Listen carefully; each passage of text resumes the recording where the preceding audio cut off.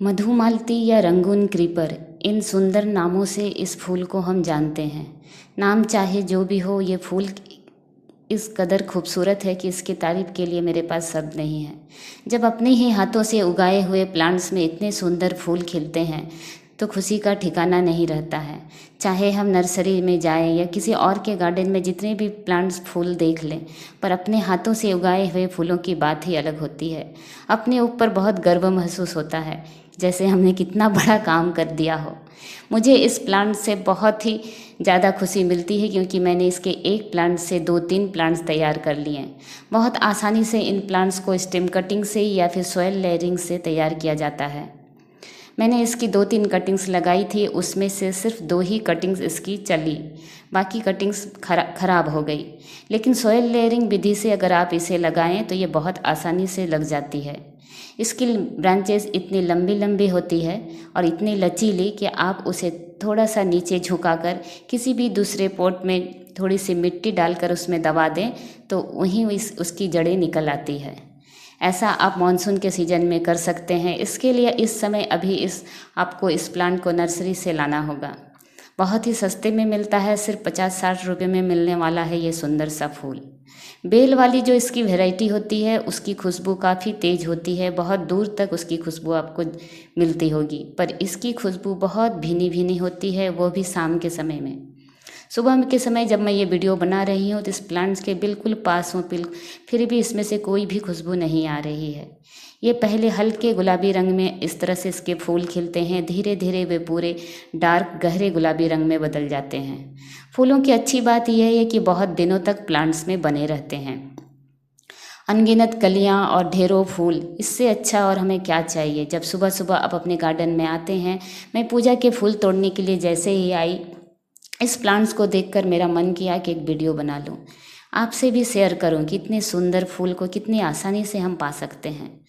कुछ खास नहीं किया है मैंने इसके, सिर्फ फरवरी के मंथ में मैंने इस प्लांट्स को रिपोर्ट किया एक बहुत अच्छी सी सोने वाली मिट्टी में, जिसमें बहुत कंपोस्ट, गोबर की खाद, लीफ मोल्ड, किचन कंपोस्ट, मैं बहुत सारे कंपोस्ट को मिला जुला कर ही इस्तेमाल करती हूँ। घर का बना कंपोस्ट हमेशा से वेस्ट होता है।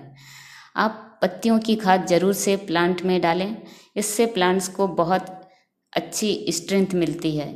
मेरा प्लांट्स देखिए आप, कितना हेल्दी प्लांट है। अगर सिर्फ केमिकल फर्टिलाइज़र के भरोसे अगर प्लांट्स इस कदर हो जाता तो क्या बात थी, पर ऐसा नहीं है। हमेशा मिट्टी पर काम कीजिए। मिट्टी आपकी जितनी अच्छी रहेगी, प्लांट्स की ग्रोथ अच्छी रहेगी, बहुत सारे ब्रांचेस आएंगे। उसके बाद उसमें थोड़ी बहुत केमिकल फर्टिलाइज़र डालिए, जिससे प्लांट्स में ढेरों कलियाँ और फूल बने। इस प्लांट्स की एक और ख़ास बात होती है, इसमें मैंने कभी भी किसी तरह का पेस्ट का अटैक नहीं देखा है, वरना हिबिस्कस के प्लांट में तो मिलीबग का अटैक होते रहता है। बहुत सारा प्लांट है जिसमें बहुत सारे पेस्टिसाइड को आपको डालना पड़ेगा, पर इस प्लांट्स में ऐसा कुछ भी नहीं है। इसे अच्छी से एक मिट्टी में लगाइए और पूरे धूप में रखना पड़ेगा। फूल और फल के प्लांट को पूरे दिन की अगर सनलाइट मिले तभी वो प्लांट अच्छे से ग्रो करते हैं। मेरा ये प्लांट पूरे धूप में रहता है, सुबह से 8 बजे से लेकर शाम 4 बजे तक की इसको धूप मिलती है। तेज़ धूप में रहने के कारण ढेरों कलियां और फूल बनते हैं। अभी धूप बहुत तेज़ हो गई है, अगर इस समय इसके ऊपर थोड़ी सी ग्रीन नेट डाल दी जाए तो ये फूल ज़्यादा दिन तक प्लांट्स में बने रहेंगे, पर मैंने ऐसा अभी इसके ऊपर कुछ भी नहीं किया है। और देखिए मैंने इस प्लांट को मैंने 12 इंच के पॉट में लगाया हुआ है। एक बड़ा सा पॉट देना ज़रूरी होता है ऐसे फ्लावरिंग के लिए। जब मैं इसे लेकर नर्सरी से आई थी तब इसे मैं 8 इंच के पॉट में लगाई थी, और देखिए अब ये इतना बड़ा हो गया। मैंने इस बार इसे 12 इंच का पॉट दिया। इसकी ग्रोथ आप देख सकते हैं। इस तरह के हेवी फ्लावरिंग के लिए आपको थोड़ा बहुत केमिकल फर्टिलाइज़र का इस्तेमाल ज़रूर से करना पड़ेगा। इसमें जो भी फर्टिलाइज़र मैंने दिए हैं वो जैसे ही प्लांट्स को मैंने रिपोर्ट किया, इसमें मैंने आधा चम्मच डीएपी के कुछ दाने, अगर आप अपने पॉट के साइज़ के अनुसार दें, मेरा पॉट बहुत बड़ा था इसलिए मैंने उसमें आधा चम्मच डीएपी इसमें मैंने ऐड किया है। और उसके 15 से 20 दिन के बाद जब कलियां बनने का समय आ गया, प्लांट्स की ग्रोथ बहुत अच्छी हो गई, तब मैंने उसमें NPK 10-10-26 और इसे हमारे यहाँ 10-26 या सुफोला के नाम से भी जाना जाता है, ये बहुत सस्ता होता है, सिर्फ 30 या 40 रुपये किलो ये मिल जाता है। और बहुत थोड़े से डालने की ज़रूरत होती है प्लांट्स में, 1 या 2 बार, उससे बिल्कुल भी ज़्यादा नहीं, बिल्कुल थोड़ा ही काफ़ी होता है। बार बार डालने की ज़रूरत भी नहीं होती है। और इतना ही डालते आपके प्लांट्स में ढेरों फूल, और देखिए कितनी सारी कलियां बन जाती है। ये जो आप इसमें जो ये जो प्लांट देख रहे हैं, इस प्लांट को मैंने सॉयल लेयरिंग द्वारा तैयार किया था। इस प्लांट्स की कटिंग अगर आप लगाते हैं तो ज़रूरी नहीं है कि हर कटिंग चले। ये देखिए, ये जो कटिंग आप देख रहे हैं, इसे मैंने 4-5 इसकी कटिंग्स लगाई तो ये एक कटिंग ग्रो हुई। पर आप अगर इसे चाहें तो इसकी लचीली लचीली जो ब्रांचेज होती है, बहुत नाजुक सी इसकी ब्रांच होती है, नीचे की तरफ आसानी से ये झुक जाती है। आप किसी दूसरे पॉट में उसे दबा दें तो देखिएगा कुछ ही दिनों में उसमें जड़ें निकल आती है। इस तरह से ऐसे प्लांट्स को प्रोपोगेट किया जाता है। ये जो डालियाँ आप देख रहे हैं, ब्रांचेस देखिए कितनी पतली पतली नाजुक सी है। बस इसे नीचे की तरफ आप दबा दें, दूसरे पॉट में आप इसे दबा दें। अब मानसून में ऐसा करें, हर मौसम में ऐसा नहीं हो सकता है। मानसून अभी आने ही वाला है, ऐसे समय में आप इसे करें। आपका नया नया प्लांट, आप जितने चाहे प्लांट इसके आप तैयार कर सकते हैं। नर्सरी से अभी इस प्लांट्स को लेने का बिल्कुल समय है। 50-60 रुपये में ये प्लांट आपको मिल जाएगा। अगर अभी आप इस समय इस प्लांट्स को लाते हैं तो इसी मानसून में आप 1 से 2 या उससे भी ज़्यादा प्लांट तैयार कर सकते हैं। इस समय गर्मियों में हम बहुत प्लांट्स की शॉपिंग नहीं करते हैं, लेकिन मुझे लगता है इसी समय में प्लांट्स की शॉपिंग करना सबसे अच्छा होता है। प्लांट्स थोड़े सस्ते भी मिलते हैं। देखिए कितनी पतली सी नाजुक सी डाली है, अगर इसे मैं दूसरे पॉट में दबा दूं ये आसानी से नीचे की तरफ झुक जाएगी, और जहाँ जहाँ से मैं मिट्टी इसमें लगाऊंगी वहीं वहीं इसकी रूटिंग शुरू हो जाएगी। बहुत आसानी से लग जाते हैं ये प्लांट, इसीलिए ये प्लांट सस्ते होते हैं। जो प्लांट्स आपको नर्सरी में 50-60 या उससे भी नीचे मिलते हैं, समझ जाइए ऐसे प्लांट्स का प्रोपोगेशन उतना ही आसान है।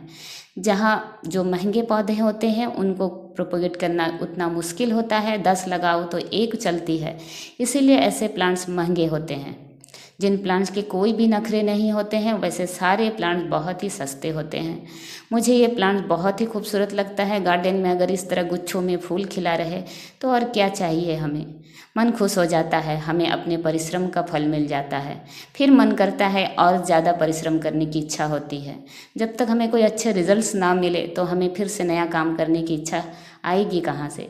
इसलिए आप भी चाहते हैं आपका गार्डनिंग का शौक़ अगर इसी तरह बरकरार रहे तो हमेशा प्लांट्स की जड़ों पर काम कीजिए, मिट्टी अच्छी बनाइए, थोड़े बहुत केमिकल फर्टिलाइज़र का इस्तेमाल कीजिए, अच्छी सी सनलाइट दीजिए फूलों के पौधे को, और इंडोर है तो ब्राइट लाइट में रखिए। फिर देखिएगा आपके भी प्लांट इसी तरह बातें करेंगे, बिल्कुल आपसे बातें करेंगे, आपके साथ मुस्कुराएंगे। आपके सुख दुख में, आपके दुखों को, आप सुख को आप इनके साथ आसानी से शेयर करें, बहुत ही अच्छा लगता है, मन हल्का हो जाता है। ऐसे खूबसूरत से प्लांट तो मुझे लगता है हर गार्डन में लगाने चाहिए।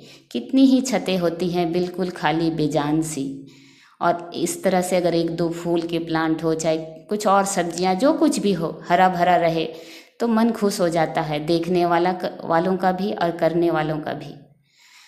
आप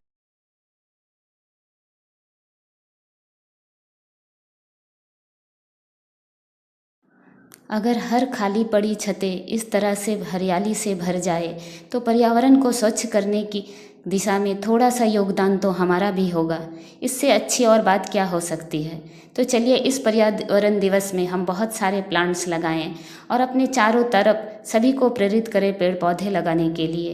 ये पौधे हमसे ज़्यादा कुछ नहीं मांगते हैं, थोड़ी सी मिट्टी अच्छी बनाइए, इतना तो हम कर ही सकते हैं। वो भी अपने घर में जो चीज़ हम फेंकने वाले हैं उसे कंपोस्ट बनाकर मिट्टी में डालें और अपने मिट्टी को नई जान दें। इससे अच्छा और क्या हो सकता है। बाहर भी स्वच्छ रहेगा और हमारे पौधों को भी जीवन मिलेगा। उम्मीद है आप सबको मेरा यह वीडियो पसंद आया होगा।